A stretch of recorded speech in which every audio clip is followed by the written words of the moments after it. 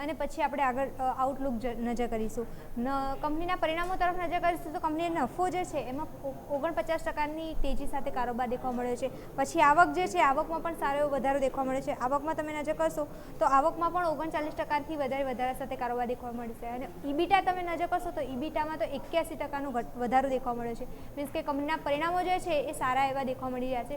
Margin જે છે કંપનીના એ પહેલાં 28% હતા, જે વધીને અત્યારે 36% થયા છે.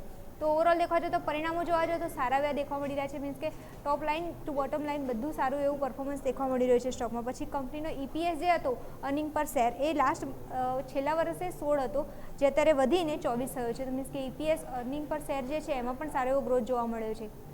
સાથે કંપનીના જે પરિણામો જે છે એમાં આપણે વિસ્તારથી નજર કરીએ. કંપનીનો જે કેપેટિવ પાવર પ્લાન્ટ જે છે એમાંથી કંપનીને સૌથી વધારે આવક મળે છે. 91% આવક કંપનીને એ સેગમેન્ટમાંથી મળે છે. પછી તમે નજર કરશો ઇન્ડિપેન્ડન્ટ પાવર પ્રોડ્યુસર જે છે એમાંથી પણ 9% આવક મળી છે. તો સૌથી વધારે કંપનીને જે સેગમેન્ટમાંથી આવક મળે છે એમાંથી સારો એવો ગ્રોથ જોવા મળ્યો છે. એના કારણે કંપનીને કંપનીના પરિણામો સારા દેખવા મળી રહ્યા છે.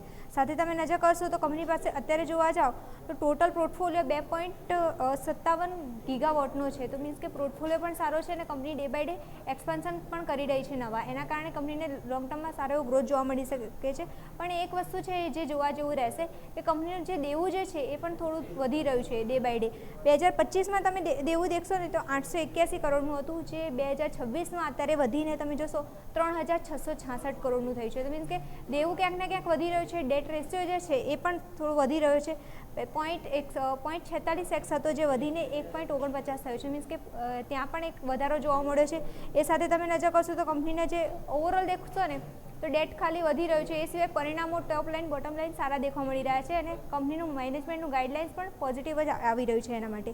અને લાસ્ટ તમે નજર કરશો તો કંપની અલગ અલગ સેગમેન્ટ જે છે, ઓફશોર સેગમેન્ટ છે, પછી પમ્પ્સ છે, એનર્જી ટ્રેન્ડમાં છે, એમાં પણ એક્સપાન્શન કરી રહી છે. એ સિવાય કંપની વિદેશમાં પણ એક્સપાન્શન માટે જોઈ રહી છે. જેમ કે સાઉથ કોરિયા છે, ત્યાં પણ કંપની નવું એક્સપાન્શન માટે જોઈ રહી છે ગ્રીન એનર્જીના પ્લાન્ટ્સ માટે. તો યસ, અત્યારે જોવા જઈએ તો કંપનીના પરિણામો આવ્યા, પરિણામો પછી સારી એવી તેજી દેખવા મળી રહી છે. પણ એક વસ્તુ તો જોવા જેવી રહેશે કે કંપનીનું દેવું પણ ક્યાંક ને ક્યાંક વધી રહ્યું છે. તો દેવાની અસર કંપનીમાં ફ્યુચરમાં જોવા મળશે કે નહીં, એક જોવા જેવી બાબત રહેશે. બિલકુલ. આભાર મીરલ આપનો અમારા સાથે જોડાવા માટે થઈને. તો રિઝલ્ટ